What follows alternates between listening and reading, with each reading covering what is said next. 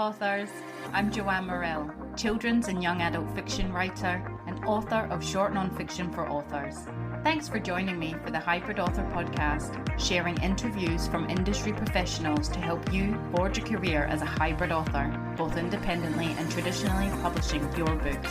You can get the show notes for each episode and sign up for your free author pass over at the Hybrid Author website to discover your writing process, get tips on how to publish productively, and get comfortable promoting your books at www.hybridauthor.com.au. Let's crack on with the episode.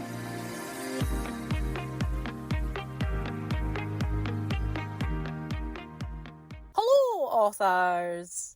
I hope you're all keeping well in whatever part of the world you reside and listen to the podcast in. It's the 1st of December, and that means it's almost Xmas. So today's interview is an almost merry Xmas mashup of past hybrid author guests since June of this year, 2023. This includes episode 79, Marketing Advertising for Authors, with prolific crime thriller writer Philip Strang. Episode 80, Brock Swinson on Ink by the Barrel, Secrets from Prolific Writers. Episode 81, Shanae Maripodi, The Do's and Don'ts of a Debut Author. Episode 82, Repetitive Strain Injury, RSI in Writers, and award-winning children's author Meg McKinley. Episode 83, Dr. Aparna Barua on Women Leading the Way. Episode 84, Writing Metaphor with children's author Molly Fernandez. Episode 85, Intuitive Somatic Mentor and award-winning non-fiction author Stacey Webb on limiting beliefs in authorship. Episode 86, A Body of Work with award-winning young adult author AJ Betts. Episode 87, Small Press Author Process with children's author Jen Sherrington and Wild Eyed Press publisher Leanne White. Episode 88, Breaking into Screenwriting with children's author and screenwriter Catherine Lefroy. Episode 89, Presenting to Kids with Nat Amore and Kathy Taskar. Episode 90, Signing Your Second Book Deal with children's picture book author Javita Nielsen. And finally, episode 91, Your Hybrid Author Profile and How to Build, Balance, Sustaining a Hybrid Author Career with me, Joanne Morell.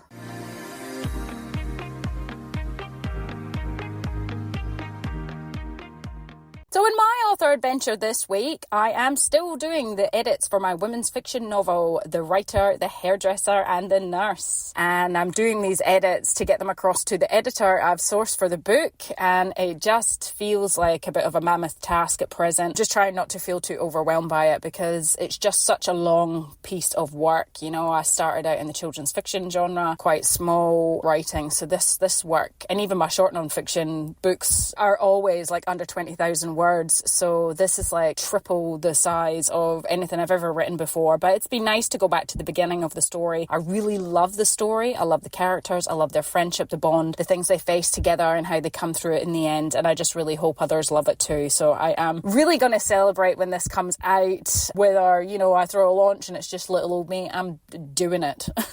So I have been sick this week. There's loads going about at the moment. There's COVID and flu and gastro, which is what I felt like I had, a bit of a sore stomach and felt a bit sick, and that kind of set me back a few days. So yeah, I mean, you don't really schedule for sickness, so when it hits, it's kind of a shock. I mean, we're 1st of December, it's the 1st of summer, but we've had some really hot days so far, so it just kind of feels really strange to have these illnesses floating around, which you almost think of them at winter time, really. So yeah, there's been a lot of that. I know so many people that have been ill, and if you're one of those people, I hope you recover well and get to feel better before your Christmas. When COVID first hit a few years back, we had, I think that went through us as well, and we had to spend Christmas Day by ourselves as a family because we obviously had COVID, so that was kind of hard. But you know, it's different times now. But it does make you think, as a creative in business, you know, you're self-employed, you need to allow for this time of being sick. You can't really schedule for it, you know, but there's no sick pay when you do fall sick. So even having savings to help you get through just in case of an emergency, because there's no one to do the work for you or hit your current deadlines. So factoring this into budgets and savings, I think in 2024 is probably quite a smart thing to do. You know, if this is where you're at in your author adventure year. I rarely get sick, to be honest. And the good thing about this job I can usually power it through because you work from home, you can work wherever. We're lucky we can just lie in our beds and still keep creating, although it depends what's wrong with you. It can be harder to focus, and if you're exhausted as well, which is what I felt this week. And I just had to listen to my body and realise this is all I've got today, this is all I can do. It doesn't feel enough, but that's all I can do. It's all I can manage. And you've got to be okay with that and just rest and get over it, because I've definitely been attuned to how unfocused I've been on certain things, and I've just packed up and left it for the day. I'm not sure whether sitting powering on is the right thing. It doesn't feel right for me, so I haven't achieved what I wanted to achieve, but I've been kind to myself. I've not been well. And I've got to keep saying that, because I used to sometimes sit and think, what's wrong, blah blah, because as I said, it's very rare that I do get sick, and it's almost a surprise, like, oh, you're not well.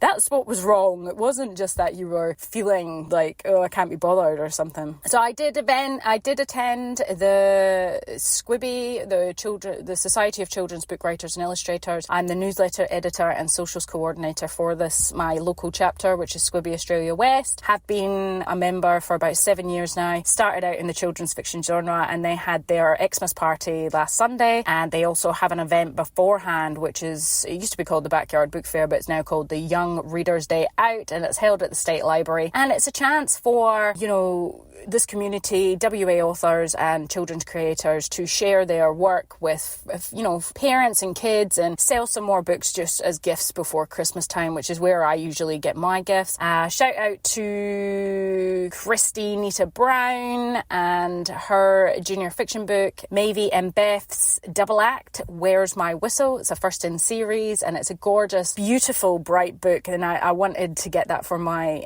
daughter, so she's got that coming to her for Christmas, as well as Sharon Giltrow and Samara Rubin and the Utility Belt, another first in series junior fiction, and my daughter absolutely adores this book, and so I've got this one as well for under the stock in her stocking. And going quite indie this year as well, I'm going to be getting Lorraine Horsley's Lunchbox book as well, and just a chance to do the Christmas shopping. And so the presenters, it was so nice because there's obviously different age groups, and it was good to see how they present to a crowd. Everybody's got a different style, but ultimately interaction with young kids is best. Entertaining them by asking questions, getting them involved in your presentation, drawing it back to your book. You've got illustrators who can draw and stuff, but us writers have to be a bit more, I'm not saying a bit more creative, but we have to think of how else we could be interactive other than drawing. But it was really nice to catch up with everybody at the Christmas do. I haven't seen a lot of people this year, but always a nice spot in town beside Matilda Bay, beside the river and the Swan River, and it was just really nice to see everyone again. So that's about the only event I'm attending this year. That's it now. So I do want to get myself out to a lot more events next year, and I definitely I'm going to be putting myself out there to conduct a few more speaking workshops as well. It's just another to-do list thing as well. So 1st of December, what does December mean to you as a writer, as an author, as a creative? Does it mean you finished for the year? This is your holiday time for parents. We've got a couple of weeks left, and then the kids are there all the time, which is quite hard to do anything. Does it mean you're starting to think about next year and what's ahead? What does December mean to you? For me, December is always a time that is very busy. Personally, I've got kids' birthdays, Christmas, end of school. We've got kids graduating from primary school this year. There's loads of stuff that's generally happening. So by rights, I should be slowing down in my author business. I say this all the time, and obviously for the last 5 years, I just haven't been able to get a handle on myself. I'm a lot better. I'm definitely getting a lot better. My organisations and my scheduling is what is getting me better. So December for me, it's not starting to think about the next year. Probably October, November is starting to think about 2024 and putting in for things and things like that. And then December should be wrapping up and celebrating and stuff like that. However, as you can tell, I am getting the edits out for my women's fiction, and there's just a million other things that I wanted to get done by the end of the year, and I will get them done, to do with the podcast and other stuff. And I'm not taking a break. I'm not slowing down. I'd say I'm not slowing down, but obviously with the kids, they do slow me down. Gearing up for a very busy 2024, I really want to ramp it up.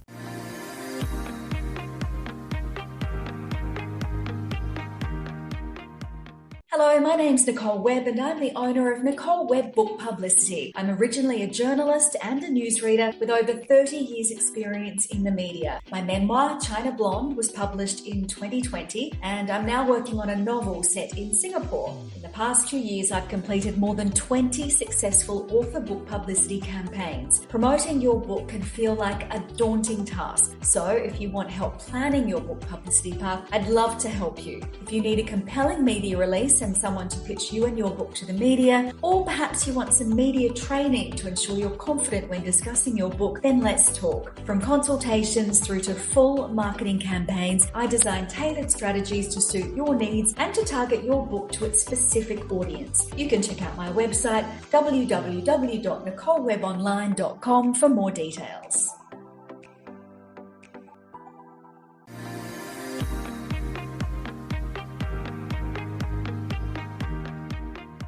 Did you still feel you had to do the marketing even though you were producing, as you said, the 10 books in 10 months? Would that not have worked as a good feeding the algorithm? You still had to do all the ads on top of that? Well, it depends what you want to achieve. If you want to achieve, it depends what sort of writer you are. If you're a person who wants to write 1 or 2 books for your own satisfaction, if you want to make $100 a month out your books and be happy with that, or if you want to make 1,000 or 10,000 a month or whatever, because bearing in mind, I think the market for book sales online is so large that there's effectively no limit to what you can achieve. At the height of my advertising and my book production, I was selling about 800 books per month on advertising alone, which I would not have had otherwise. And that 800 books will affect my ranking, which means I will get page throughs, I will get organic sales. Yes, I believe that it depends. If you want to make a serious income out of it, you will have to advertise.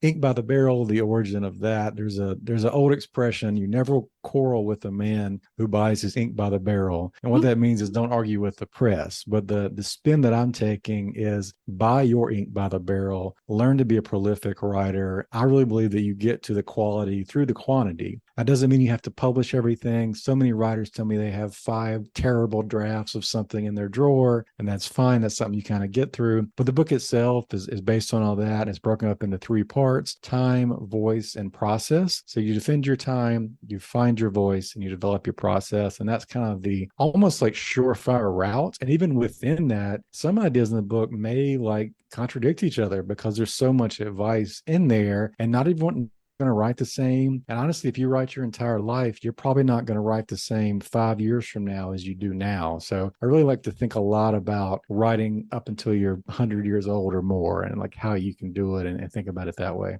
I'm sure a lot of people think that you write a book, you get it published, and it's in every single bookshop. But there's a bookseller that goes around, and bookshops either yay or nay it, and it may not be on shelves. And again, that lack of control there, where I'm just like, well, someone else is doing this and they're doing the best that they can. I can't force it into a bookshop. That unknown makes me a bit uncomfortable because I don't know what to expect. So that's probably the worst part. But as you can see, it's all very much surrounding anxiety. The best part is honestly just holding a book in my hand that has my name on it. It is such a surreal feeling, and I really don't think it will ever get old. It's just, I have wanted this since I was a kid. I really wanted to be published when I was 12, and I actually became a journalist because everyone was like, oh, an author's not actually a career you aspire as a full-time. So they'll find something else that you can do with writing, and that was journalism. And so now to have a book that has my name on it, that I know how much work has gone into it, that's amazing. And I think that's what I have to keep reminding myself of as reviews come out, as I figure out which bookshops want it. At the end of the day,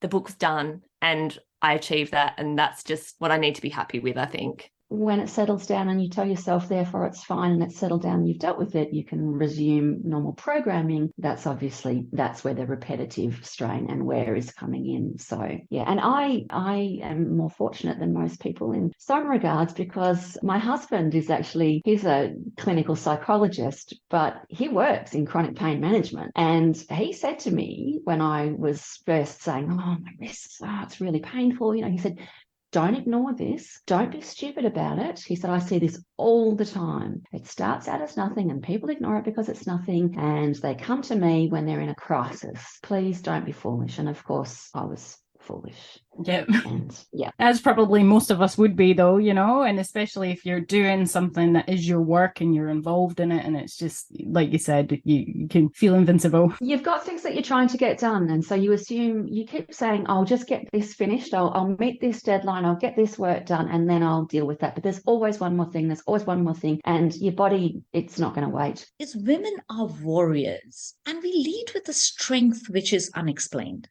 Now we have to tap within that inner light or spark, which is universally present within all of us. No one has a brighter or a weaker inner light or spark. And that's the area of pure potential, which we need to tap in. And for this, we have to become self-aware.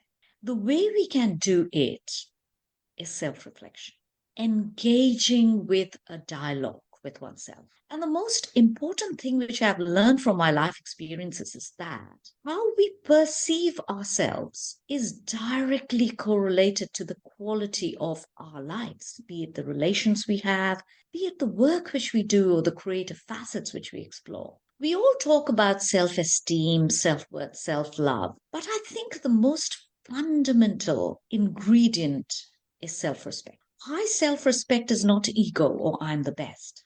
Respect means I understand myself, I know who I am, and I like who I am. It's the root of self-love, self-care, confidence, and self-belief. For me, I'm very much I'm a mapper, and I think metaphor is a way of mapping things. You know, it's really about linking ideas and linking things and what they mean to us, and it's bringing emotion into our descriptions. So I would say if you are using metaphor, be really creative and playful with it and just put all your ideas down on paper and see where these connections are and just really explore. I think if we use metaphor more, the writing really does become more personal. You know, limiting beliefs are thoughts and opinions that we believe to be the absolute truth.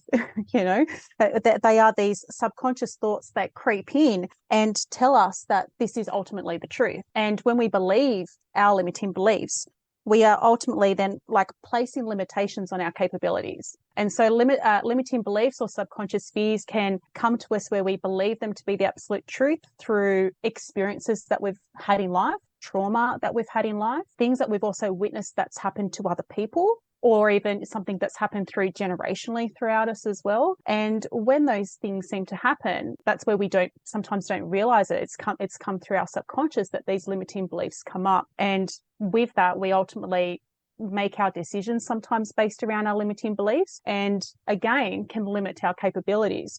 And so as an author, the main type of limiting beliefs that sometimes can come up is like, I'm not an author, no one's going to read my work if I publish it, no one's going to buy my book, who's going to buy my book, or, you know, I'm not good with grammar. Writing for these teenagers, and I really care about this age group, and I want to present, again, not in a didactic way, but I want to present my values really, and one of those is that life is good and to trust yourself and to be brave. And so of all my novels, it doesn't matter what they're about, I think these ideas are at the heart of it. I think that's a really strong message, especially for that age group and just all of us, really.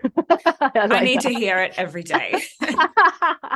Yeah, that's it. Well, it sounds like obviously, you know, you write to discover, so sort of a discovery writer, and you write the ideas, I guess, that you're blessed with, whatever sort of sparks your interest. Like, you know, heard that from one song, you were washing the dishes. I think, did you get the idea for another book, Washing the Dishes, as well? I feel like there was something came. I don't know, I can't remember. Anyway, washing the dishes is a good place for you. Wow. I have a dishwasher now, which is a problem for me. I'm going to get writer's block all of a sudden. You'll have to go back to that. Yeah, go with that. I conjure them up.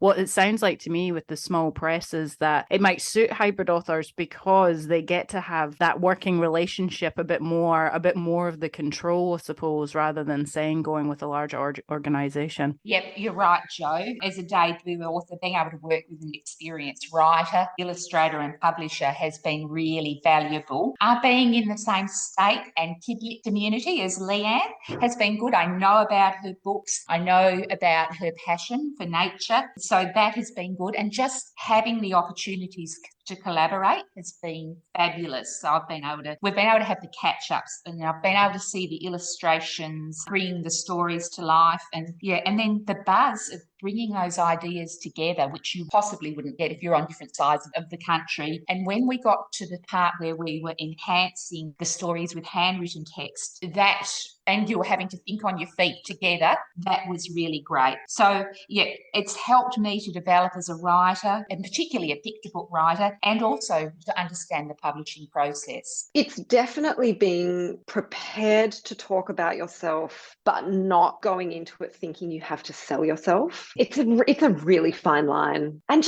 honestly, just being able to read the room a little bit. Like often, I'll have coffees with someone and I can tell that they don't want to be there, but they're just doing a favor from someone else. And so I'll just spend the whole coffee talking about their dog because that's what they want to talk about, and that's the kind of fun thing to do. And then like proper pitching is a whole different kettle of fish, where you will literally, you'll walk into a room and someone will be like, right, what do you got for me? And you're just into it. Like there is no small talk.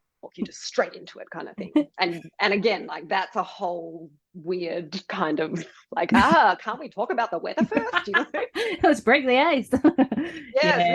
Seriously. I'm a loud cartwheeling, juggling, clown kind of style person, but not everybody has to be that. It's like kids want all kinds of books. They want all kinds of presenters. And so, I spend a lot of energy and time sort of talking to people about how they find the them inside and bring that, and then you have this brand that goes across your books and your presentations and you as an author, and how that all works together. And also, like Kathy said, the income stream, it's not just another income stream. It's not like you've got presenting and book sales and they're two separate. When you present to kids, when you do school visits and festivals and book launches, all that feeds back into your book sales. And so it ends up being this kind of ecosystem of making money, selling books, building your platform, building your presence. And all those things actually work together to actually create a career that can go on for more than one book.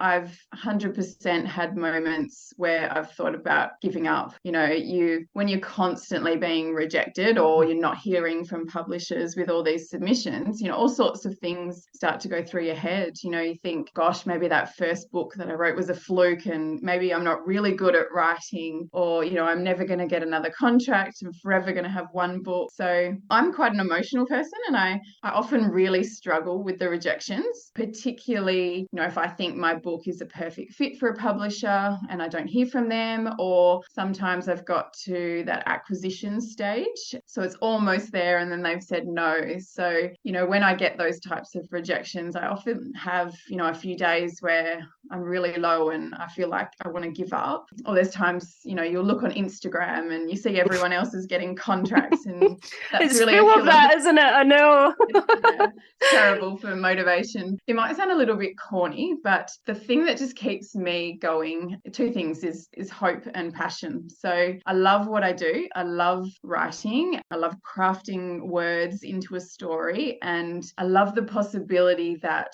my words will one day be transformed into a picture book and enjoyed by kids and families. So, whenever I'm in that low point and I think about giving up, I always think to myself, what if that next submission is a yes?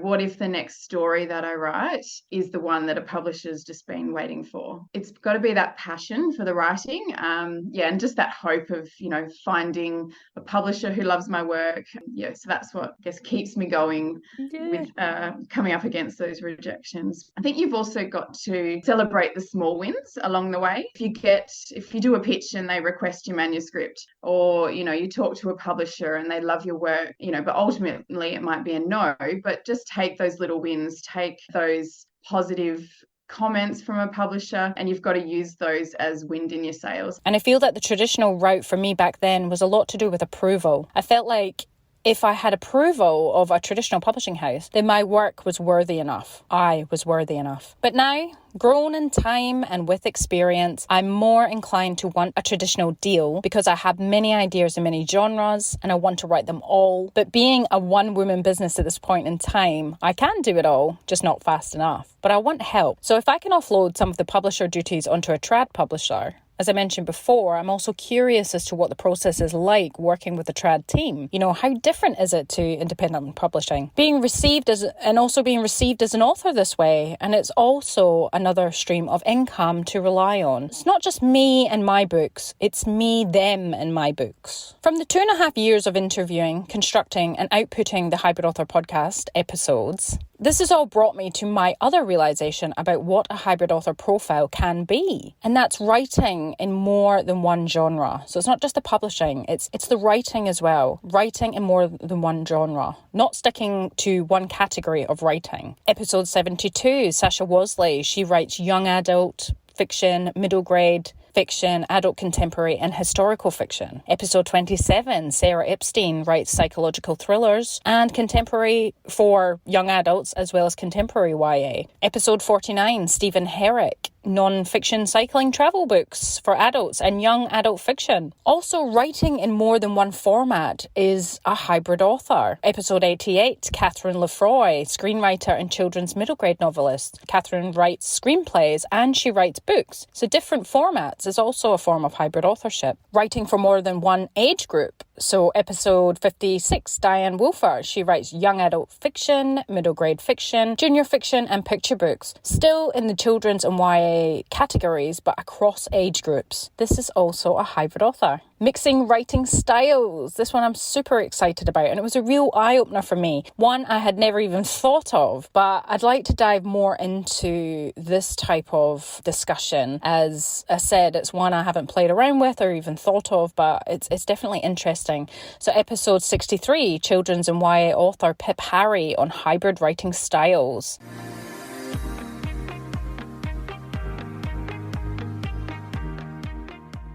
So there you have it, folks. An outstanding, almost Merry Xmas mashup of some of the guests since June. We've got, obviously, the usual Merry Christmas mashup, which will be with the rest of the guests for the year. And what I love about the mashups is you just get little snippets of really awesome information from such a plethora of different authors and different genres. And I just love listening to them, going back and hearing those episodes, just some snippets from them as well. And you can obviously hear different presenters and different authors and different speakers. If you didn't listen to that episode and you think, yeah, that person knows what they're talking about, or I want to know more on that, but maybe it didn't appeal to you in the beginning, if you hear the mashup, then you can obviously go back and check out those authors and what they've got to say on their various topics. So love the mashups, love them. Next time on the Hybrid Author Podcast, I'm chatting mental health and writers with Cynthia Marie Hoffman. She's the author of Exploding Head, a memoir in prose poems about her lifelong journey with obsessive compulsive disorder, OCD. So more of a bit of a serious topic next week, but it's such an amazing conversation with Cynthia and I can't wait to share it with you all. I wish you well in your author adventure this next week. That's it from me. It's bye for now. That's the end for now, authors. I hope you're further forward in your author adventure after listening, and I hope you'll listen next time. Remember to head on over to the Hybrid Author website at www.hybridauthor.com.au to get your free author pass. It's bye for now.